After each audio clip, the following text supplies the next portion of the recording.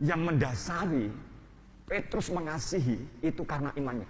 Maka ketika Yesus berkata di atas batu karang ini, aku akan membangun jemaatku. Artinya di atas imannya Petrus, di atas keyakinannya Petrus, di atas percayanya Petrus, disitulah Yesus membangun jemaat. Jadi Bapak Ibu berdiri, Bapak Ibu percaya Yesus karena Bapak Ibu punya iman. Siapa Petrus? Sampun nanti mireng ya, sinten Petrus? Siapa Petrus? Kok begitu Petrus dielu-elukan? Kenapa Petrus dikhotbahkan? Ini kan kelahiran Yesus. Iya, tapi kelahiran Yesus lah yang mengubah Petrus. Immanuel lah yang mengubah Petrus.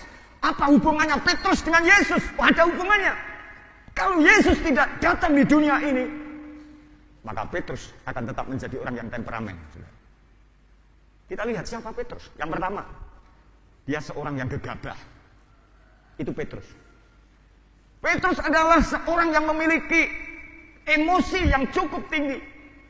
Dan dia menjawab kepada Yesus bahwa dia tidak akan menyangkal Yesus. Tahu di perjamuan malam itu, dia berkata, aku sekali-kali tidak akan menyangkal engkau. Itu Petrus. Emosinya, perasaannya ketika dia bersama dengan Yesus begitu meluap-luap. Dia akan tetap berdiri bersama Yesus katanya. Bahkan pada saat prajurit Roma datang untuk menangkap Yesus, Petruslah yang mengambil pedang itu dan kemudian memotong telinga Malkus, salah satu prajurit dari Roma ini. Telinganya potong. Tapi Yesus pulihkan. Dan Yesus berkata begini, sarungkan pedangmu. Sarungkan pedangmu. Petrus adalah orang yang gegabah. Itu Petrus. Petrus menempatkan diri sebagai pembela Tuhan. Petrus menempatkan diri sebagai pembela keyakinan. Petrus menempatkan diri sebagai pembela Yesus dengan kekuatan fisik, dengan pedangnya. Petrus menempatkan diri sebagai pembela agama. Tetapi Yesus tegur. Dan Yesus berkata apa? Sarungkan pedangmu. Sarungkan pedangmu. Saudaraku, kadangkala ada orang Kristen sok jagoan. Ada orang yang percaya kepada Yesus, sok kuasa. Dia bela-bela Yesus. Begitu sombongnya luar biasa. Dan berkata, aku pengikut Kristus yang sejati. Aku laskar Kristus, tetapi menggunakan fisiknya. Dan kemudian menghajar orang lain. Menempelengin orang lain. Dan kemudian orang lain sampai ketakutan. Katanya pengikut Kristus.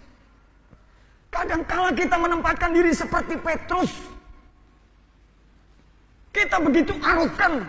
KTP beragama Kristen. Kalau ditanya kamu percaya Yesus, percaya Yesus. Kamu sudah lama percaya Yesus? Oh sudah lama. Saya bertahun-tahun. Tetapi menempelengin istrinya. Menghajar anaknya sedemikian rupa tidak pernah sadar-sadar. Menghancurkan orang lain. Berantem. Memusuhi pemerintah. Memusuhi orang-orang yang ada di sekitarnya. Memusuhi tetangganya. Arogan kita menempatkan diri sama seperti Petrus. Seolah-olah sebagai pembela keyakinan. Seolah-olah sebagai pembela daripada agama. Buat kita tidak berlaku, saudara. Karena Yesus mengajarkan, sarungkan pedangmu. Musuh kita bukan darah dan daging, saudara. Musuh kita bukan fisik, saudara. Musuh kita bukan oknum manusiawi. Tapi setan-setan yang bekerja di dalam kehidupan orang-orang yang tidak mau bersaudara satu dengan yang lain. Bangsa ini akan rusak. Negeri ini akan rusak. Kalau didiami oleh orang-orang yang punya prinsip seperti Petrus sebelum pertobatannya kepada Yesus. Bangsa ini akan hancur, saudara. Maka kita sebagai orang yang percaya, kita mesti sadar untuk menempatkan diri. Sama seperti yang dikasih tahu oleh Yesus. Sarungkan pedangmu. Itulah yang menggerakkan persaudaraan kita begitu akrab. Tidak perlu gontok-gontokan antar jemaat. Hanya perbedaan pendapat. Tidak perlu memusuhi satu dengan yang lain. Termasuk istri dan suamimu. Sekalipun itu ada kekurangan dan kelemahan. Karena sesungguhnya kita orang-orang yang memiliki kekurangan dan kelemahan, saudara. Yang kedua, siapa Petrus? Petrus adalah seorang yang tidak peduli. Itu Petrus. Siapa Petrus? Orang yang tidak peduli. Petrus duduk bersama-sama dengan para ahli Taurat dan juga orang-orang yang memusuhi Yesus pada waktu itu. Di dalam Lukas pasal 22 ayat 55 dengan jelas mengatakan bahwa Petrus duduk di tengah-tengah mereka, di tengah-tengah ahli Taurat, di tengah-tengah orang-orang Yahudi pada waktu itu yang memusuhi Yesus. Petrus tidak sadar, Petrus tidak ingin dikenali. Ia adalah seorang yang selalu bersama-sama dengan Yesus, tetapi dia tidak mau dikenali bahwa dia adalah orang yang percaya Yesus, orang yang dekat dengan Yesus, orang yang menjadi murid Yesus. Kalau ada seorang tokoh teologi namanya E.G. White, dia seorang tokoh penulis teologi yang cukup handal.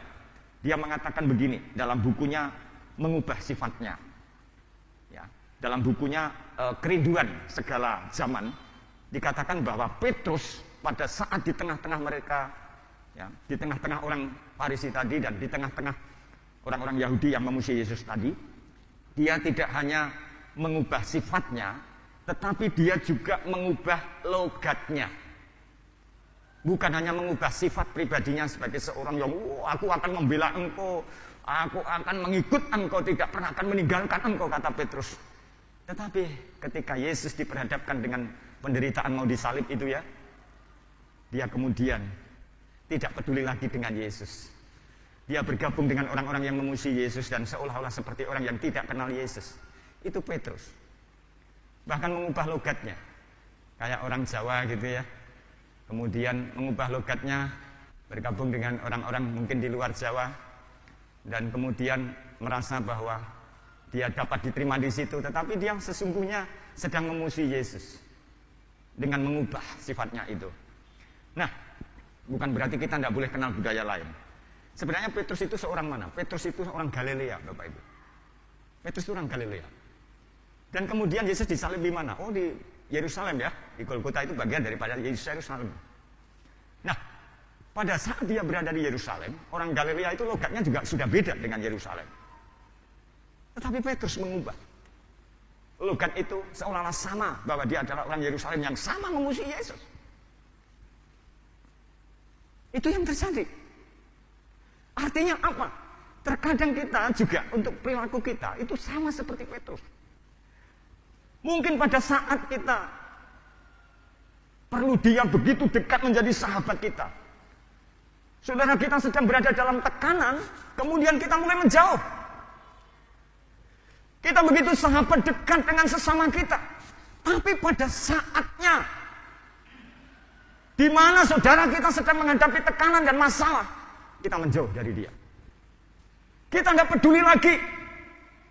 Kita mengubah sifat kita, logat kita, perilaku kita, dan memusuhi sahabat kita yang mungkin selama ini begitu dekat dengan kita. Artinya kita menjadi orang yang tidak peduli lagi dengan sesama. Itu Petrus. Itu Petrus.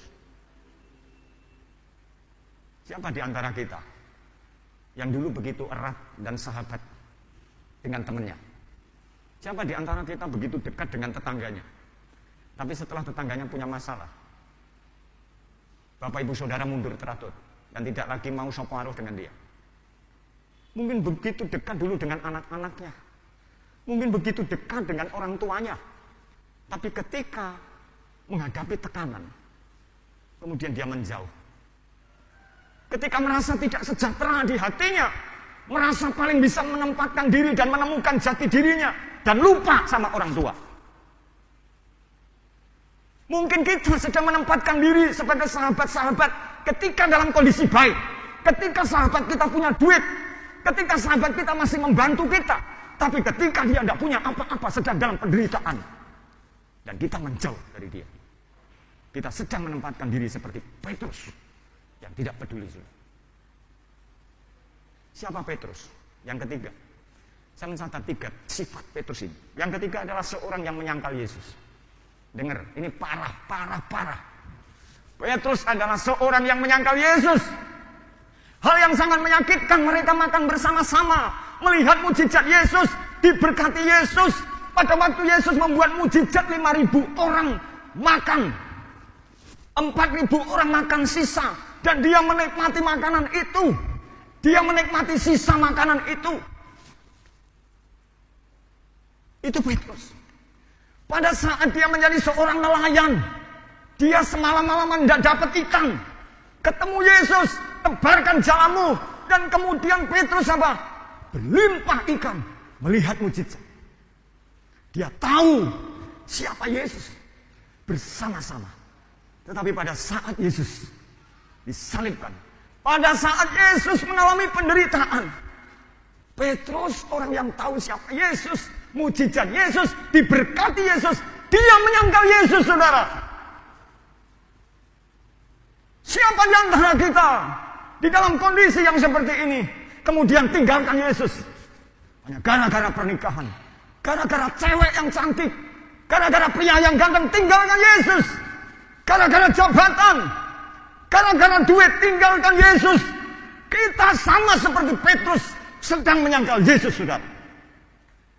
Pertaruhan hari ini adalah pertaruhan iman di dalam kehidupan kita.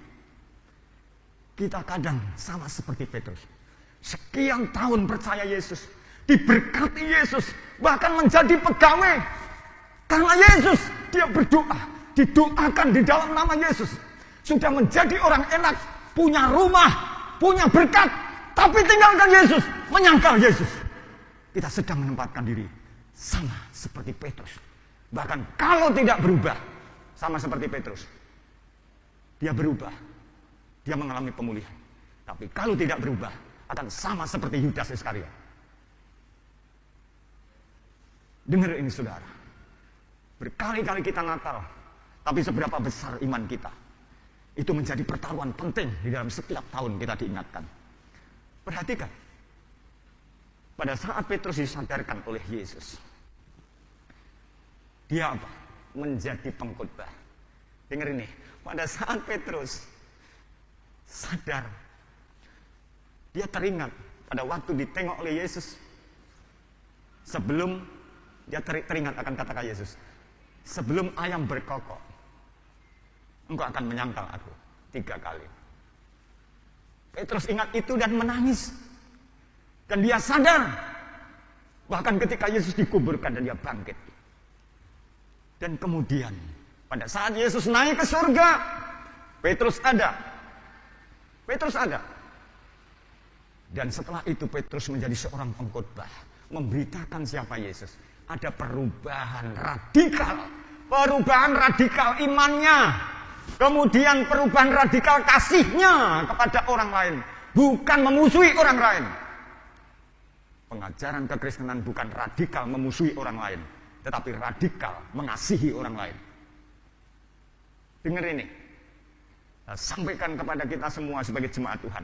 Ketika Petrus menjadi pengkhotbah, berapa orang bertobat? Khotbah sekali khotbah 3.000 orang bertobat. Pak Martinus sekali khotbah berapa orang bertobat? Kadang-kadang jangankan 1, tidak ada doh. Tidak ada. 1 pun tidak ada. Tapi hari ini, mari kita yang mendengar, saya dan saudara bertobat. Jangan tinggalkan Yesus, jangan menyangkal Yesus. Petrus menjadi pemberita Injil.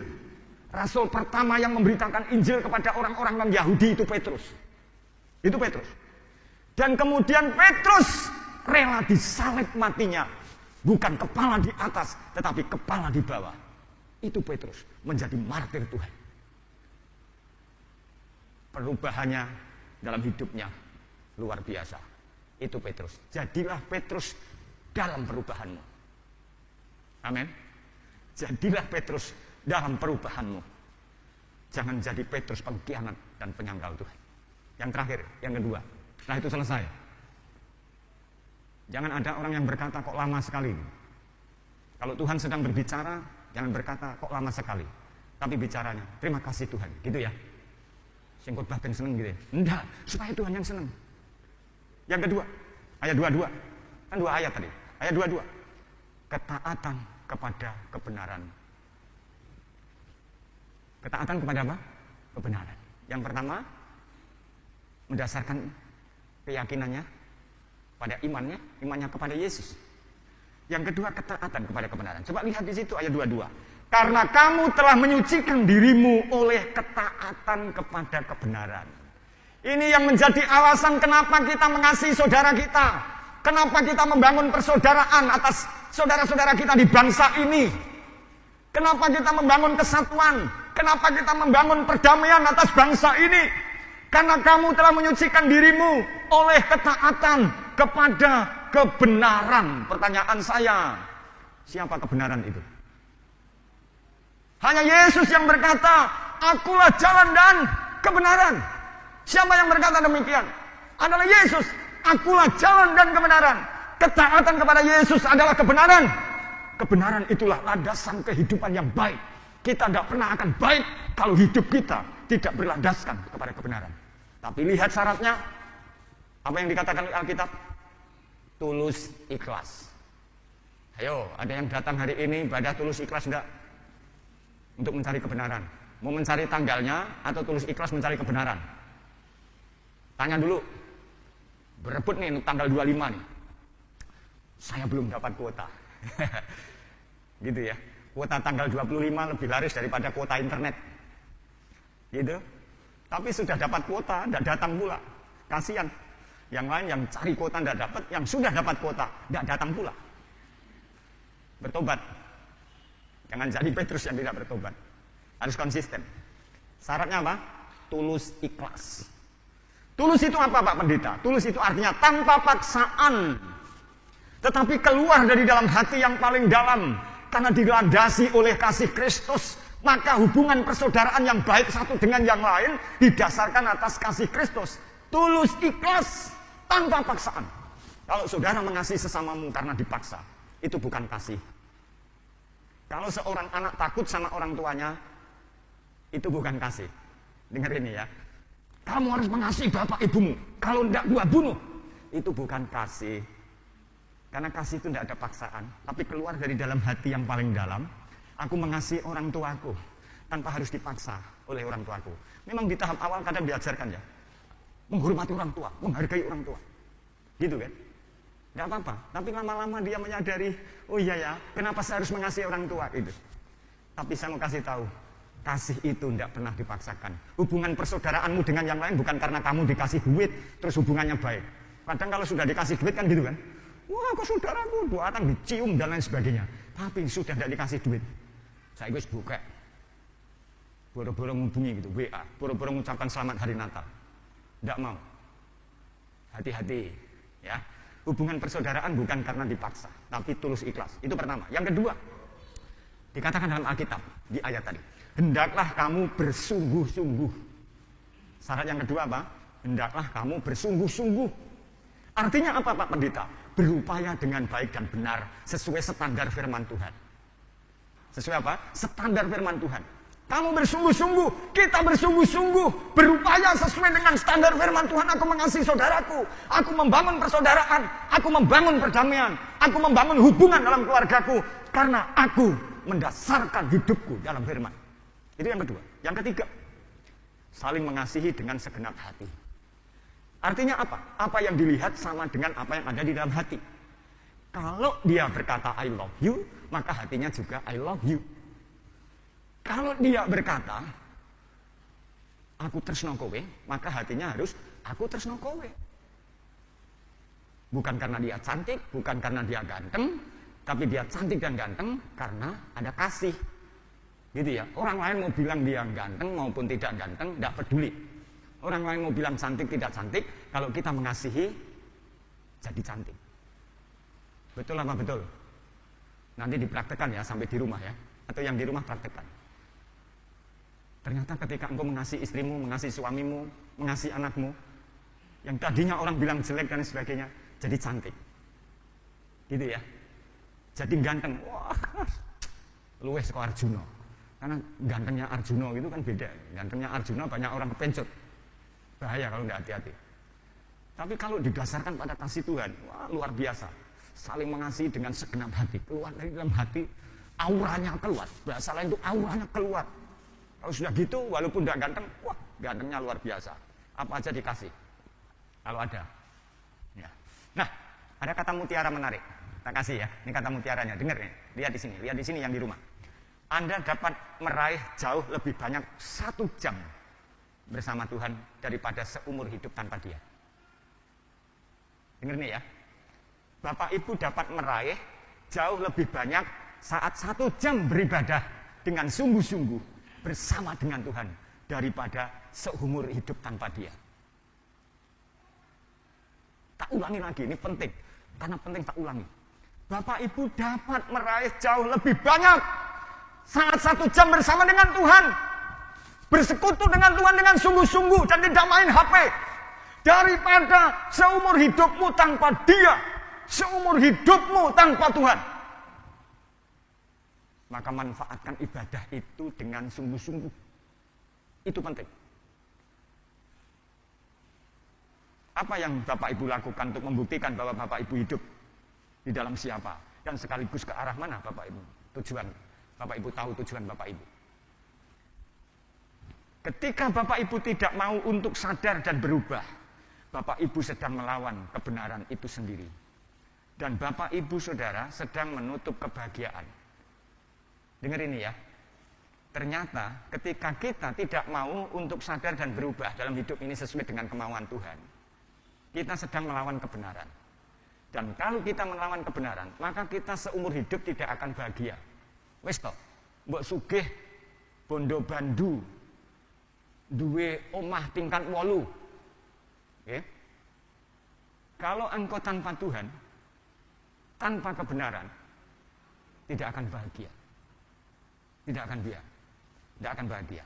Percayalah orang yang taat kepada